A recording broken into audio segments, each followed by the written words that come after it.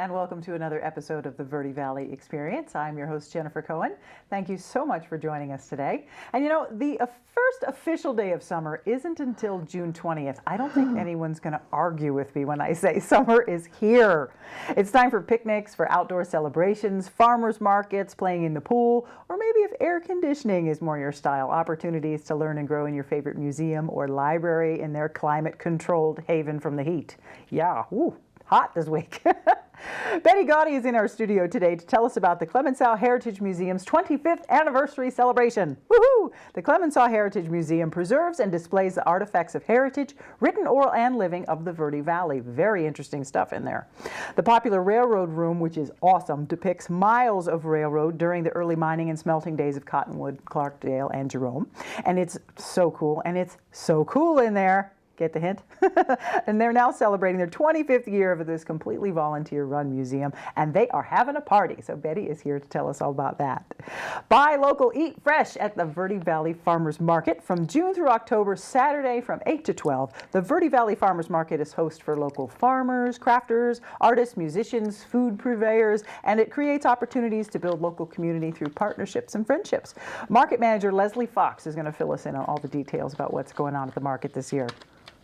Sabra Cho, Programs Outreach Coordinator for Camp Verde Community Library, along with Nadia Tarabi, will be here to share with us about Camp Verde Community Library's summer reading programs, specifically their autism awareness program that they've added on to that too, all of which are free to the public. So if you have a child with autism between the age of 0 and 17, you won't want to miss this. Or if you're interested in maybe reading around the world or any one of their other wonderful reading programs, you're going to want to stick around. Then we'll go on location with Red Cross Water Safety Instructor Trainer Jack Teel, and we'll discuss swim safety and swim lessons that are being offered at Cottonwood Rec Center's beautiful outdoor pool. Yeah, it's open now. So much to think about each time when you're around any body of water, and Jack's going to help us stay safe and have a very enjoyable summer swim season by providing some very important tips to remember. And we'll finish out our show today with a live performance from Chapman Stick soloist Michael Kollwitz, one of only a few dozen people in the world to play this amazing instrument professionally. Michael has 19 CDs released, and you get to hear him play firsthand and see for yourself why the Chapman Stick is unique, versatile, and probably the most expressive musical instrument ever devised. I think it's definitely one of the most unique. You probably haven't seen it, but you'll get to see it right here. But we're going to go ahead and get started. We have Betty Gaudy with us from the Clemenceau Heritage Museum. Congratulations on your 25th anniversary. Thank you. That's a big deal. How long have you been involved? Well, I was there before we ever opened a museum. Wow. The Verde Historical Society started in 1987. Mm-hmm. I got involved in 88 when they had already released the south half of the Cottonwood Elementary School administration building, mm-hmm. which is the old Clemenceau School. Right. And then I have sanded desks. I Wow. have painted. I have done just about everything involved in getting the museum going. Oh, I bet. It must be so gratifying for you now to be in your 25th year then. Yes, it is. And going strong. It's an amazing museum. I love all the displays. I particularly love that it's all very local. That really interests me. It's not, a couple states away or a couple 100 miles away. It's right here, right under your feet, which is absolutely incredible. And how did you attain most of the items in your museum? Well, they're all donated to us, mm-hmm. or I should say given to us. They can't have them back. Right. But just mostly word of mouth, and there has been things in the newspaper about it. Mm-hmm. Absolutely.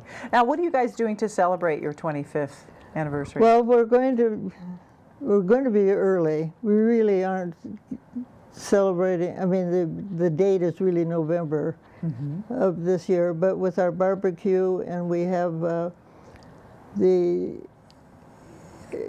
outdoor dinner by Boppers. I can't think of the name of the title of the dinner outside. But it's just too much going on in November, Sure. so we are celebrating a little bit early. Hey, there's nothing wrong with celebrating your birthday early. We'll have cake. There you go. You'll have cake. Yeah, if I could start celebrating my birthday a couple months ahead of time, that'd be fine. My dad always said it was his birthday month, and he celebrated every day of the week up until goody. his birthday. But he likes to party, so that's a lot of fun. So good that you get to do it early when you have time and space, Right. which is excellent. Any special events associated with that, or? We are having a special exhibit in the big room. Don Goddard and Chris Nelson went on a trip, I'll say, in Arizona for what the book Martha Hayes Summerlin wrote. She was a wife of a cavalry fellow that started out in New York and ended up, I'm not sure exactly where she ended, but she did go to Yuma and Ehrenberg and through that area, and of course went through New Mexico. Sure. But there will be a display of that, plus we'll have the book for sale. Neat. That's neat. That's a very interesting book, Vanished Arizona, something you should check out. It is reflections of the Army life of a New England woman, but it's about Arizona, which is very cool. So more local, more under your feet, more history about what we've got going on here. So now, you've been a part of everything. I know that you said, Betty, everything. What's been your favorite part of your involvement with the museum all these years? Well, I'll go two of them. One is we had a rockathon. We sat and rocked in a rocking chair, and people gave donations for us sitting there. Really? I had a neighbor girl that was about 4 years old. She sat on my lap, and I read to her. Aw. And then one of the others was some of the old clothing that we've exhibited.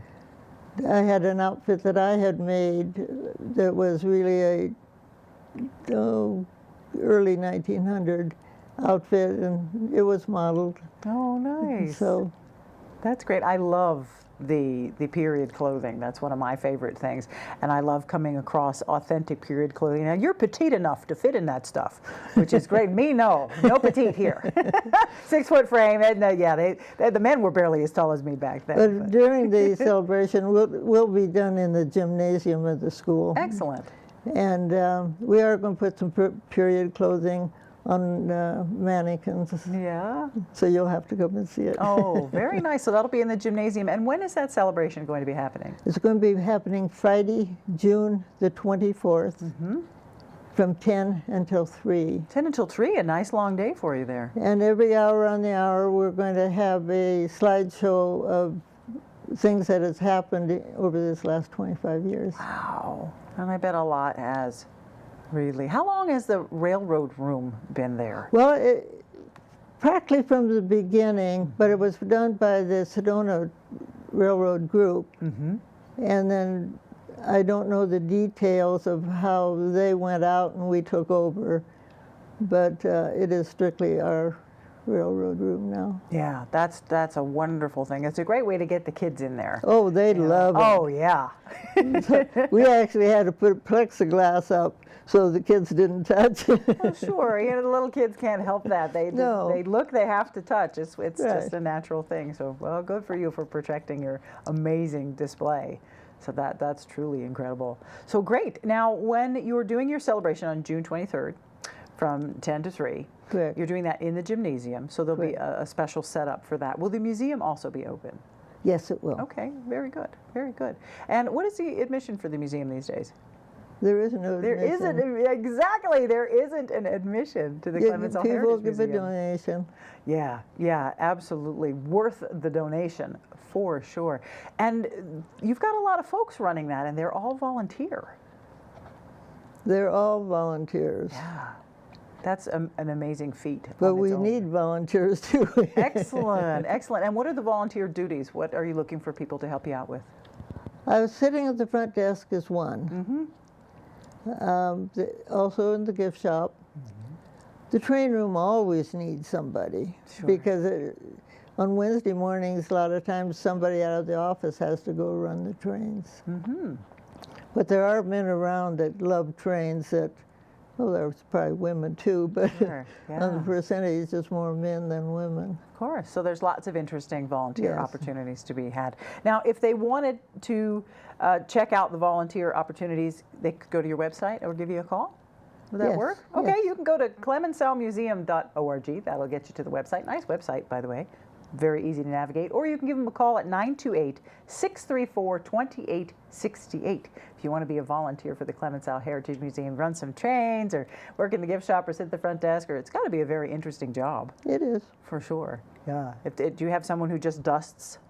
We actually hire somebody to come in and clean the museum. Wow. We used to clean it, I bet. but Yeah. it got to the point we didn't have the time. I know how that's like, especially with dusting. I give up on dusting because you dust and it comes back. Like a minute later, it's dusty again. So it's like, what's the point? It's just going to get dusty again, right? And the floor gets dirty again. Yes, I bet. Now, when you're there, Betty, what are you doing? I'm in what we call a sessioning. People bring things in that relate to the Verde Valley, and we number them. We actually have 5 different steps of paperwork. We're still on, how should I say? You're old school. The old school.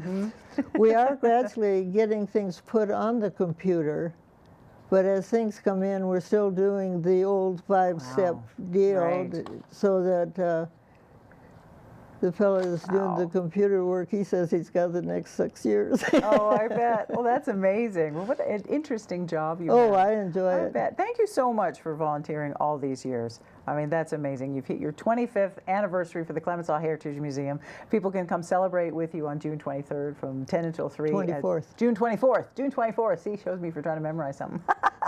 So come out on June 24th for the Clemenceau Heritage Museum 25th anniversary celebration. Thank you, Betty. Really appreciate it. Well, thank you for letting me come. No problem. And we'll be right back.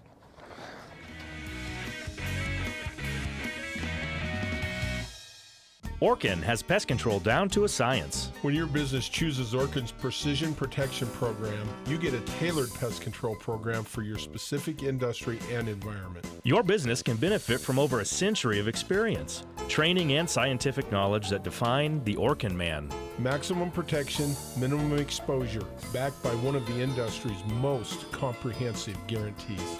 Choose your locally owned and operated Northern Arizona Orkin and get more than an exterminator. Get an expert.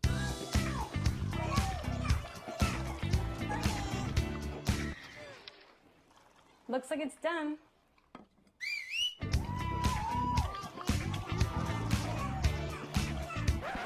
Don't let salmonella get funky with your chicken.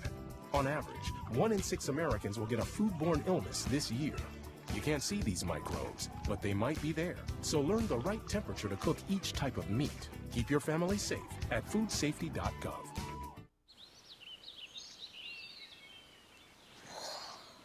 Oh, look, a redhead. Staring contest.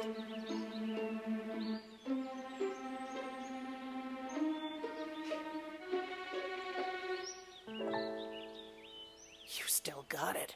I know. Come alive with the forest. The dad was cute. They were looking right at us. Visit discovertheforest.org to find a forest near you. And welcome back to the Verde Valley Experience. We're now here with Leslie Fox, who is the market manager for the Verde Valley Farmers Market. Thank you for joining us. You're welcome. Thanks for having me. I know, you must be so excited.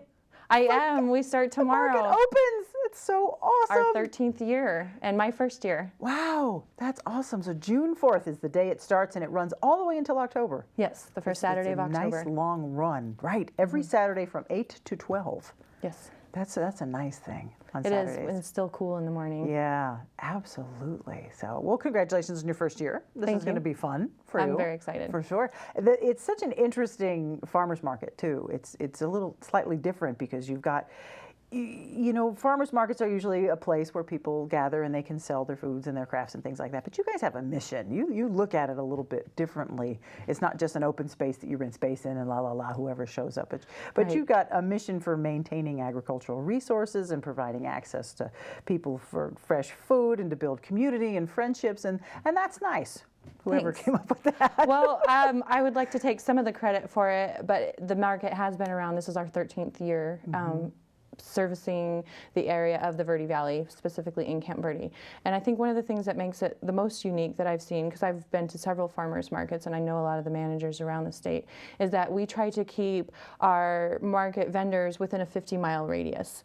And we feel that, and there have studies been done, that that's a sustainable range, that if you can get all of your food within 50 miles, then you're doing a much better job than what the national average is. On the national average, if you sit down an American and they look at their plate of food, the average distance that that food travels was 2,500 miles.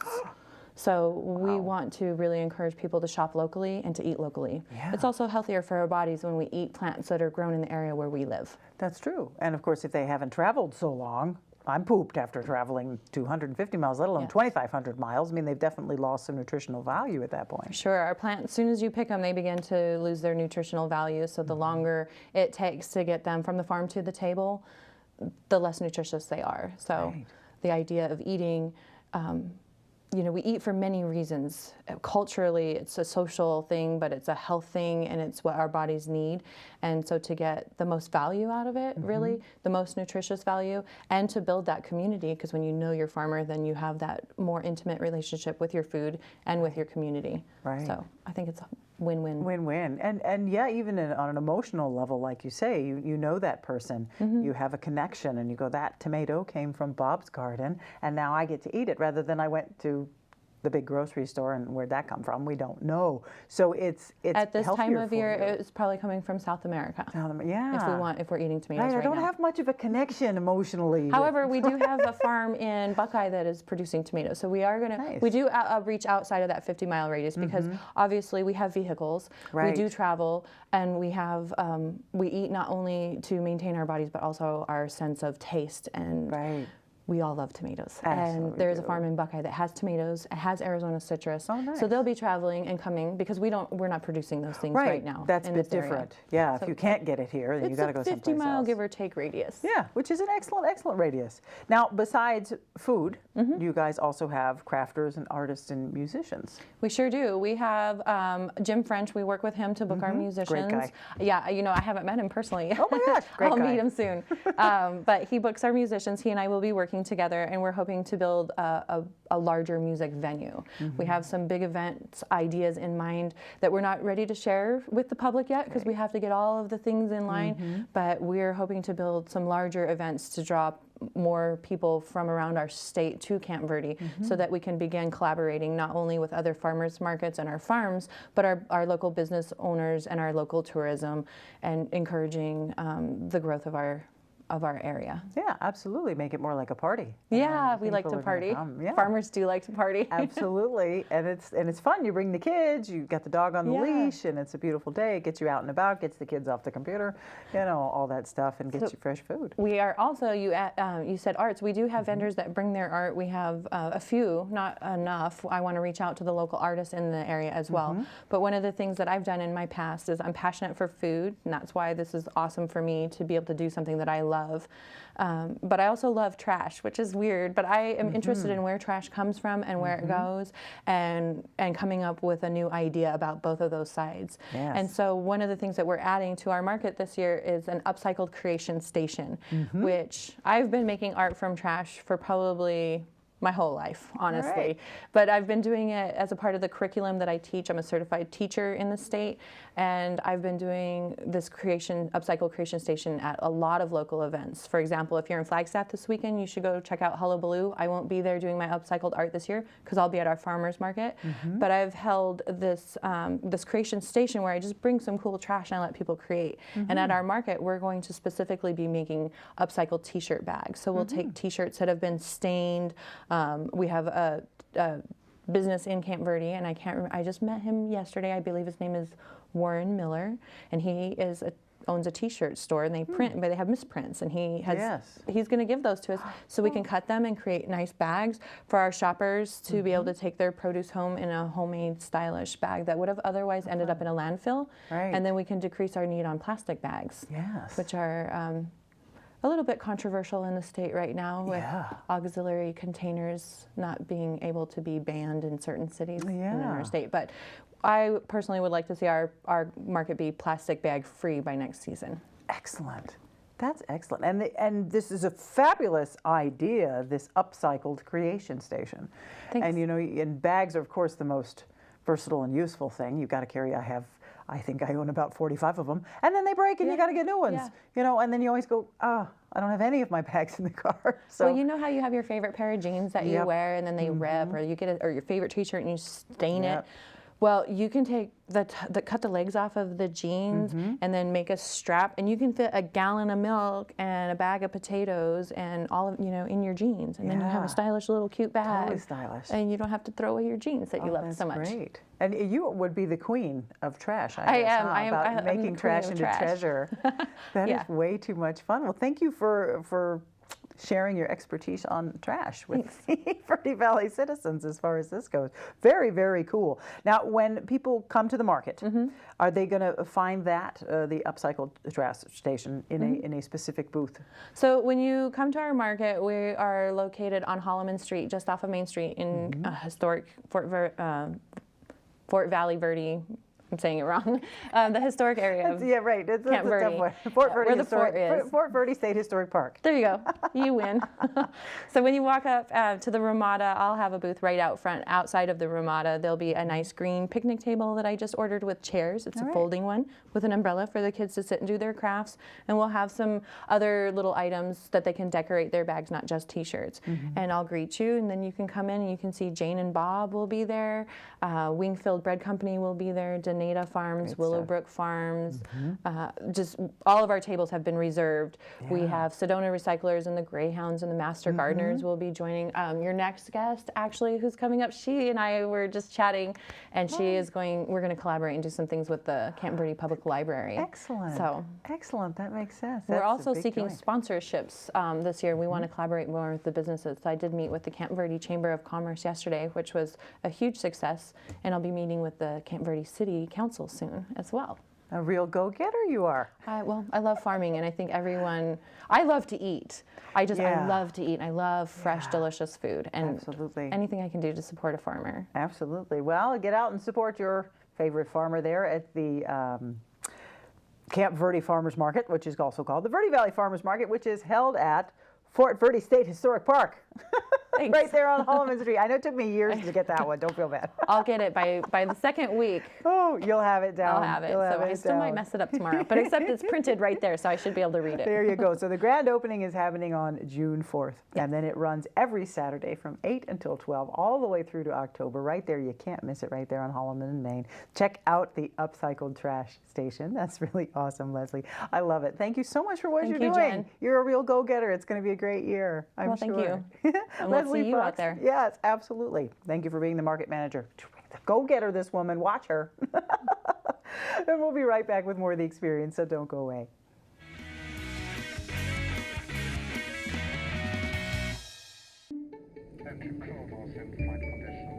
Your seat cushion can be used to grant wishes. Who said that? Hello? Really can, you know. You talking to me? Sure am. Because the airline miles or dollars you donate to Make-A-Wish can help send thousands of kids on their wish trips. So donate to Make-A-Wish today. You really should, you know. You really should. And give wishes wings. Because wishes work wonders.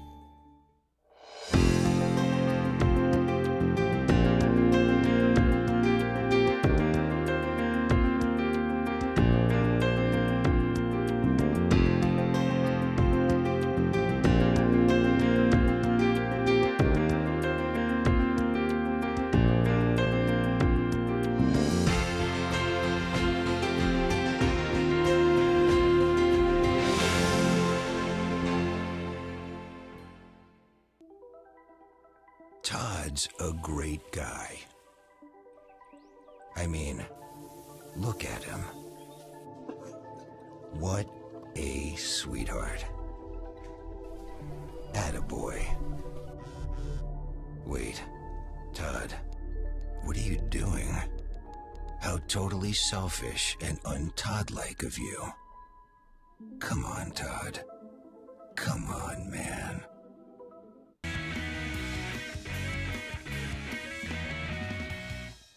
And welcome back to the Verde Valley Experience. We are now here with Seb Richo and Nadia Tarabi from Camp Verde Community Libraries Programs and Outreach. Thank you, ladies, so much for joining us today. Pleasure to be here. Beginning of a big summer program for you guys. You have so much going on. Oh my gosh, when you sent us all those flyers, I was blown away, Sebra, at what you've got going on. Thank you. What's coming up first? First up, Saturday, 8 a.m., meet at the library. We're going on a hike. Trisha from Yavapai College, she's a hiking instructor there. She'll be our hiking expert and will lead us on a scenic stroll that's family friendly down West Clear Creek Trail. We're meeting at the library 8 a.m. and that event is going to be worth 1,000 points, which is equivalent to 1,000 minutes of reading. So definitely come and get credit for that. Yeah. Ah, and what does that credit get you? That credit can win you prizes in different age categories. So we have categories 0 to 4, and then K through 6th grade, and teens, which is 12 to 17. And then we have the adults. And we have zip line tickets, Kindle Fire, $25 Big 5 gift certificates, adult coloring set. And then for the kids, we have like a little basketball hoop and trampoline, skateboard, all kinds of fun, sporty things. That's real incentive to read. Yeah, absolutely. If you needed incentive. It's awarded to the first 3 places, first, second, and third place winners. Wow, that's amazing. You have a very interesting program coming up, Reading Around the World, is it? How does that work? You want to? So it's an Olympics year. Okay. So we want to have a library Olympics, library games type theme. So as opposed to just competing as an individual, we'll have a country win summer reading. So we've picked out 10 different countries, and you choose which one you want to represent. And everyone who picks that country will compete as a team. And at the end of summer reading, we'll have a pool party finale to award all of the winners. And the winning country, in their honor, will play the national anthem, feature their flag, and have a culturally themed pool party. So if Mexico wins, we'll have some aqua zumba with Spanish music, have Mexican food. And yeah, that's a really interesting idea. Thank you. We're excited about it. I bet. Hey, pool party. That's awesome. And you've got an interesting program coming up that you've been running, actually, called Autism Awareness, and it's free to the public at the library. This is really interesting for any family members or anyone that has any children with autism from 0 to 17. You've got in place lots of ways for communication and for learning how to best provide for your children in that way. It's such an interesting program. Can you tell us about that? Yeah, coming up, we have a 3-day trip to Phoenix that Nadia is going to be taking about 10 people down, parents and grandparents, and they'll learn applied behavior analysis, how to deal with challenging behavior, how to work with your child, how to analyze their behavior and understand the reasoning behind their acting out. Right. So they'll learn some technical principles there, and that's the foundation for a lot of different therapy strategies. Then in July, we'll have a speech language pathologist come and for 2 hours teach family members how to improve their child's communication skills and their conversational skills. Then in August, we'll have a pivotal response training for all day, 9 a.m. to 4 p.m. And that gets into the therapy based on applied behavior analysis of how to help in behavior modification and accomplish your target behavior. So all through August, we'll have lots of special training. And please go to www.cvlibrary.org for more information, or give us a call for more details. There you go. Geez, I don't need to be here. You just gave up like, okay, I'm gonna, and then you said, "Oh, awesome! I can go now." Nadia, that's so neat. You're going to take the people to Phoenix. Yes. That's an all-day thing. That's a 3-day. It's a 3-day thing. Yeah. That's amazing. A total immersion. for autism learning. And Sebra's been working on this grant, and she's been doing such a great job. So yeah, and we're paying for their hotel and everything. So all expenses paid. So it'll be really great, and I'm really excited to learn some new things and how to apply it. Yeah, that's really amazing. And I loved what you were saying about just learning to communicate with children, just in general. Takes a lot of skill, especially a child with autism. That would be really something interesting to learn, and I'm sure that you could to take away and use in a lot of other ways as well. To provide information to the community on stuff like that is a really awesome thing. So I want to applaud you guys for bringing that forward and being able to do that. So that's Thank you. Yeah. And we thank our community partners. We've had Verde Valley Fire Chief Hazimi help us with autism awareness training, training the trauma intervention volunteers. So we have the whole community involved. We have Yavapai County Health involved, and we're doing early screening programs and partnering with them on that. So the grant has really evolved into being a community-wide project to help fill a gap and a huge need that we have in the Verde Valley services for families facing autism. Yeah, definitely. Now you have a very fun event coming up. It involves chefs and teens. Tell us about that one. So it's in Sedona, in Village of Oak Creek, and it's at the restaurant Schoolhouse, and the teenagers will be getting a little tour and having a mini cooking lesson, and they will be learning about organic microgreens. Organic microgreens. The chef at the restaurant, he is a supplier for Verde Valley, and he grows his own microgreens. Wow, those are all the rage right now. Yeah. So they have their own section in the grocery store now. I hadn't heard of them. I went there. The whole section of microgreens. How neat. So teens, what's the age range on the 12 teen to cook-off? 17. 12 to 17. My daughter's going to be so sad. All we watch is cooking shows. So she's next time. You keep having that so that when she's old enough, she can go. Now, is there a fee for this program? Nope. No. Wow. How do you guys do that? That's amazing. We have an amazing outreach over here, Sebra. Actually, it's due to our partnership with Parks and Recreation. Mike Marshall over there, we work together. They have access to a 14-passenger bus, and that's how we're able to provide all of these field trips. Nice. So we have full support from our staff to utilize those resources for our teens, to invest in them. And we're so fortunate that this local chef who does the morning scramble wants to work with these teens who have an interest in the culinary arts. Yeah, for sure. That has definitely grown. I'd say back to the cooking shows. All the cooking shows on TV, a lot of kids are getting interested in being chefs now. I don't remember ever hearing any of my friends say they wanted to be a chef. Veterinarian was like the big thing. Doctor, now it's I want to be a chef. I want to be a pastry chef or a sous chef, or, you know, people are getting very much into the cooking. And then, of course, before we were talking to Leslie about the farmers markets and bringing in the organic, and now the trend is microgreens.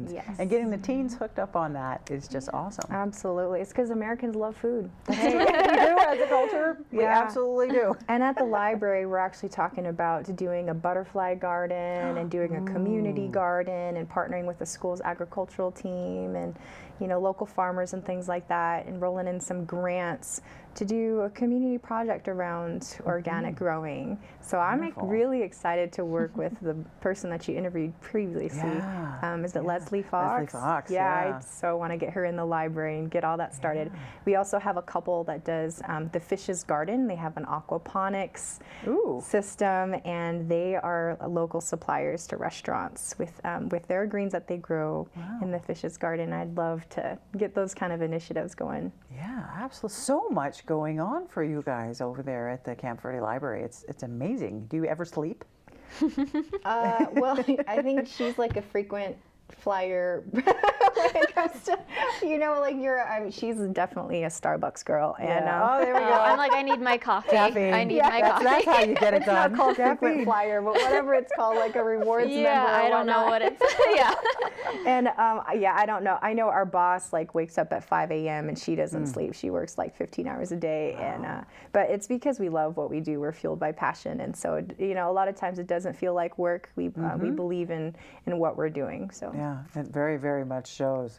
So check out the website, cvlibrary.org. Great website. Has a list of everything that's going on. All those programs that were mentioned, they're all on there, and dates and times and everything. And you can give them a call to 928-554-8391. That'll get you right in there too. I know you're going to have lots of questions because we covered a lot of stuff. And we probably only covered half of it anyway. Yeah, tip of the iceberg. There's Come on down. So much, There's a so lot of many, fun things. Yeah. so many special offerings at the Camp Verde Library this summer for summer reading, and oh, it's very exciting. And yes, you're passionate, and I love it. Thank you guys very, very much, Deborah. Thank you. Thanks for having us. Thank you. Thank you for Appreciate you having being us. here. Keep up the great work. Have a great summer. Appreciate it. And we'll be right back with more of the Verde Valley Experience. So don't go away.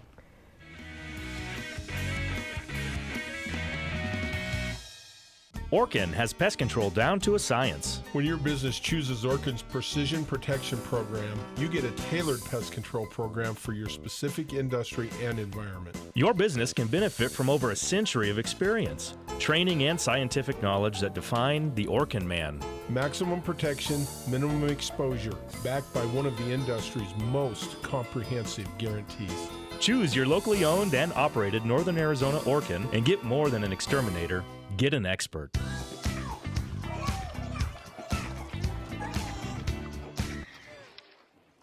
Looks like it's done.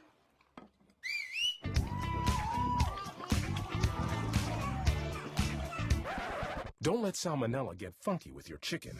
On average, 1 in 6 Americans will get a foodborne illness this year. You can't see these microbes, but they might be there. So learn the right temperature to cook each type of meat. Keep your family safe at foodsafety.gov.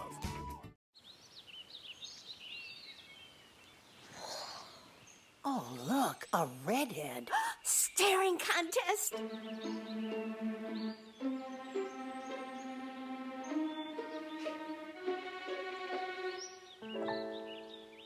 You still got it.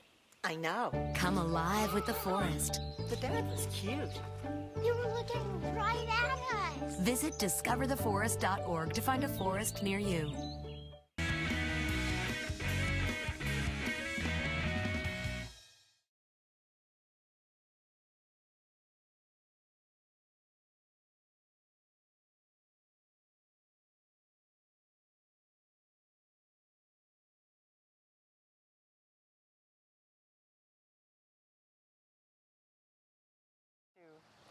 And welcome back to the Verde Valley Experience. We are now here at the Cottonwood Recreation Center at the outdoor pool with the magnificent Jack Teel, who is the water safety instructor trainer here at the rec center, and of course for all of Arizona. Is that correct? Well, I'm a Red Cross instructor trainer, so I do whoever needs classes. Flagstaff will call me, Sedona, Camp Verde.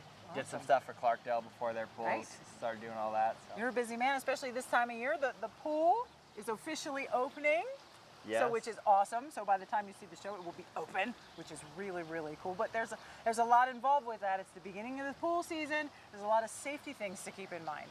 There's a ton of safety things. Anytime you're dealing with pools, we got to make sure everything is tip-top as to our gates closing after you walk through them and everything else. There's a list of things we go through every year to make sure we're ready. I bet. Well, it definitely looks ready. And now as far as we go, I've got my beach ball, but there's a lot more involved to me being safe at the pool. And I know that with the kids, you guys have swim lessons that you do here at the rec center. We do. We offer swim lessons, 4 separate sessions, anywhere from age 3 to 15, I believe, is where we do our cutoff.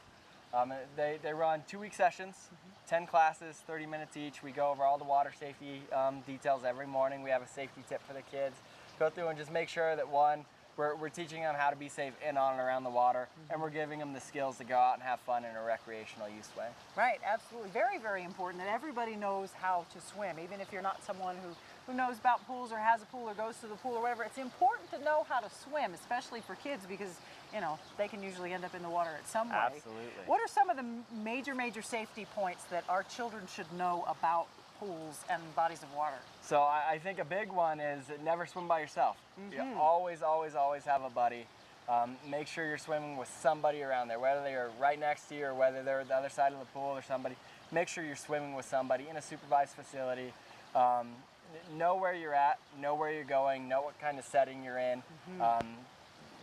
Make sure you're out there having fun, being safe, swimming with a buddy. Absolutely. There's one of the Red Cross things is think so you don't sink. Yeah. I think that one's adorable. What are a couple of points about that one? Well, the Red Cross has a lot of really fun sayings that we use with posters to help the kids, the interactive posters so they can see what's going on. Think so you don't sink is perfect. You know, a lot of the times you'll be swimming, you get tired, can't make it to the edge.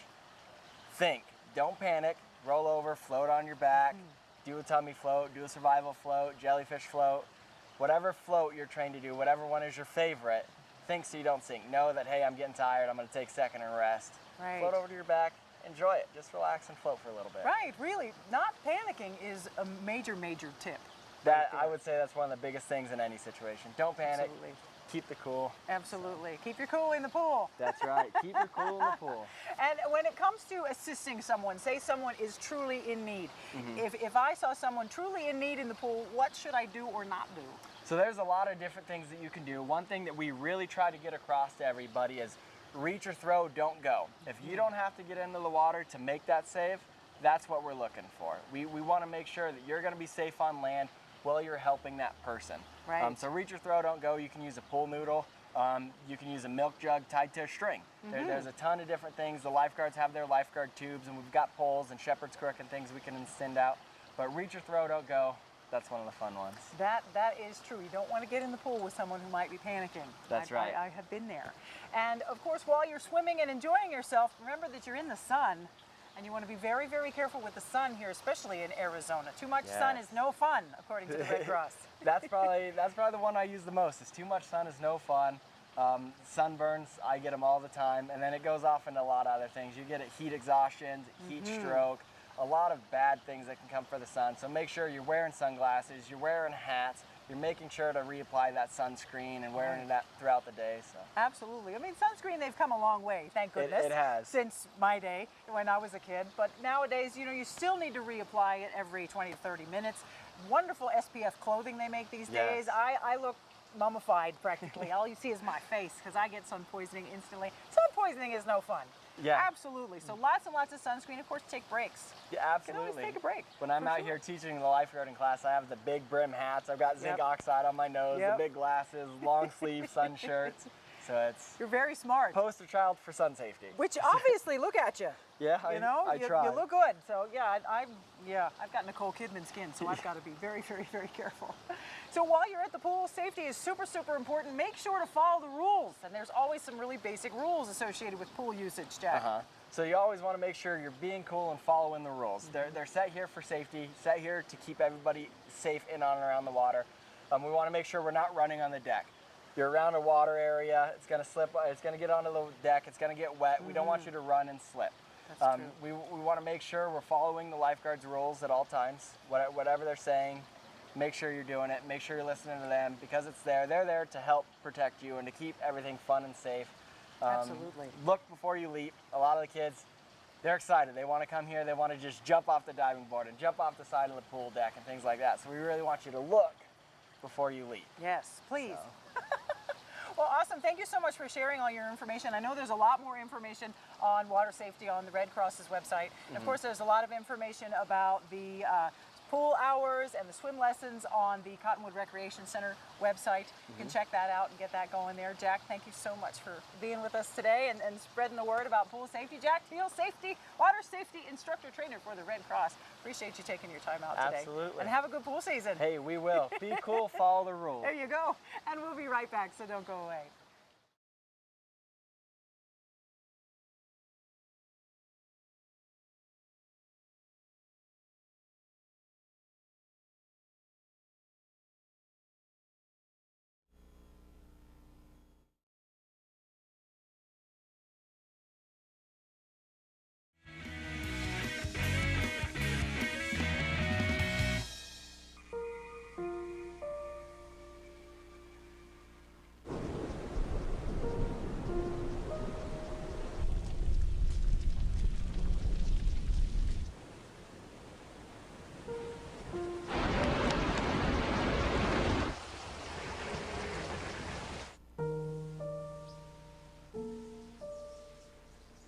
Don't wait. Communicate. Make your emergency plan today. This is the story of a boy who is very sensitive to lights and sounds. So he built secret hiding places where nothing could get in. The boy didn't like looking people in the eye. It made him feel uncomfortable. One day, he found out he had something called autism. His family got him help. And slowly, he learned how to live with it better. Early intervention can make a lifetime of difference. Learn the signs at autismspeaks.org.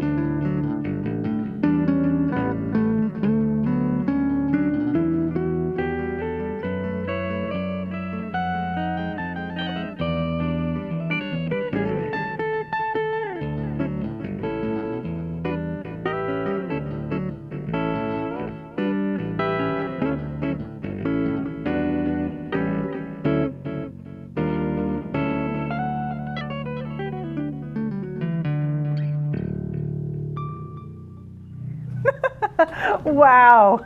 Michael Kollwitz, everyone. This is a Chapman Stick.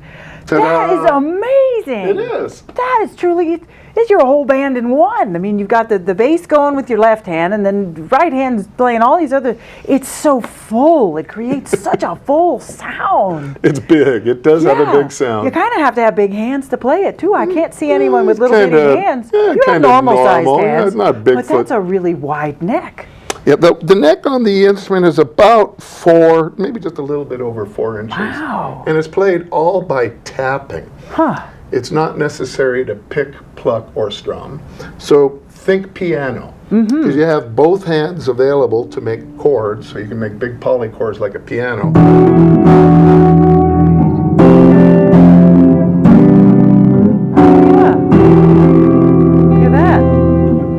Yeah. But you get all of the expressive qualities of a string instrument at the same. What pianist wouldn't like to be able to do this? I know, huh? Put vibrato on chords in both hands or bend notes. Oh yeah, my favorite. Wow, how long have you been playing a Chapman Stick? 40 years. No way! Yeah, Wow. I met the inventor when I was 19 in Southern California. Wow. And I saw him at a college coffee house, and the moment I saw it, I was hooked. And a few months later, I bought one of his first instruments and took a lesson on the very first day, and stayed with him for about 10 years taking lessons. Oh, that's amazing. Yeah, I hear that you are one of only a few dozen people in the world that play this instrument. Well, not a few dozen people. There's somewhere but probably more than 5,000, but less than 10,000 of these instruments in existence. They've all been manufactured by the inventor, Emmett Chapman, and his family, and they're based in Los Angeles. So, me, only one of a dozen. No, but professionally, I mean, how many there's CDs not do you many. have out now?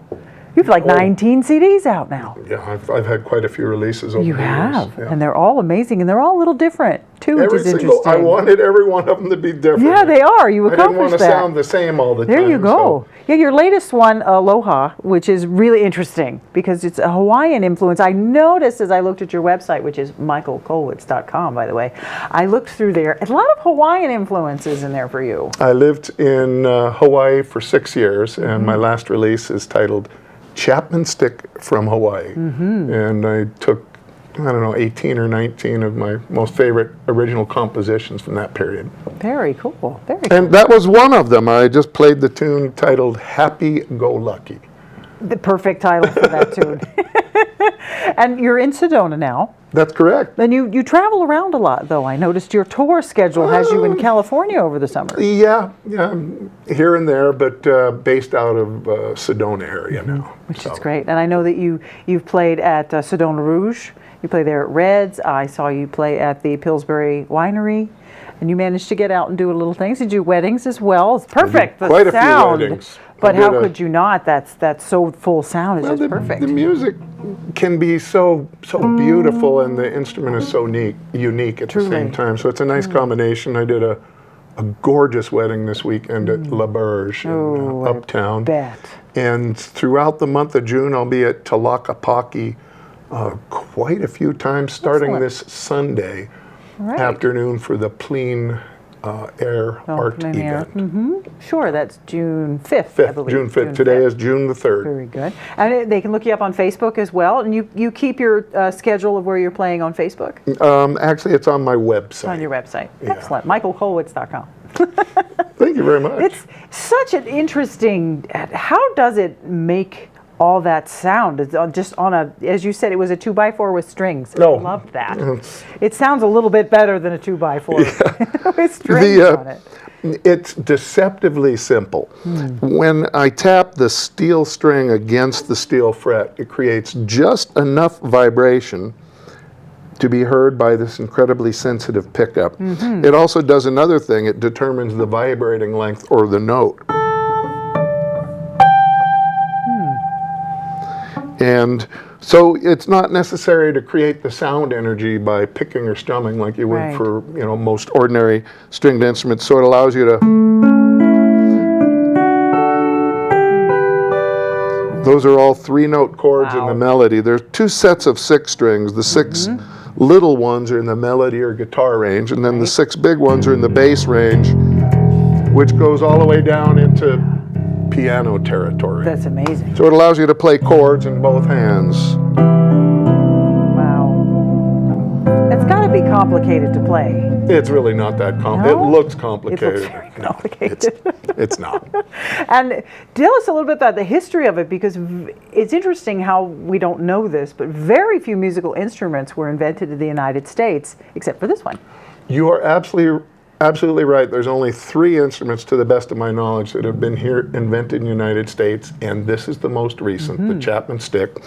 Emmett Chapman was a jazz guitarist in the Los Angeles area who performed in the late 60s, early 70s.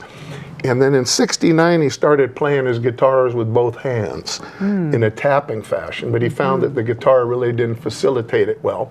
So he designed an instrument specifically for a 2-hand tap technique. And in 1974, he made the very first prototype of this instrument. Wow. He's been making it and refining it ever since. For 42 years. That is amazing. If you ever find yourself at the Musical Instrument Museum in Scottsdale, the Chapman Stick has its own exhibit. Who'd have thunk? And most of you probably have never heard of it. The best musical instrument you've never heard of. That's right. And you write all your music, which is exquisite and beautiful. Thank you very much, Yep, Jennifer. I absolutely. appreciate that. The nenext song you're going to play, what's that one called? It's also from the Hawaii period, and this one it's a really beautiful song. It's titled Pua Mana Sunset. Nice. I lived on Maui in an area of West Maui called Pua Mana, and there was a group of people that gathered every night to watch the sunset. It was a ritual every single night, and that's where I recorded this song. I played it in Hawaii one night for an event many years back, and it was filmed, and just as the song ends, the sun sets below Lanai.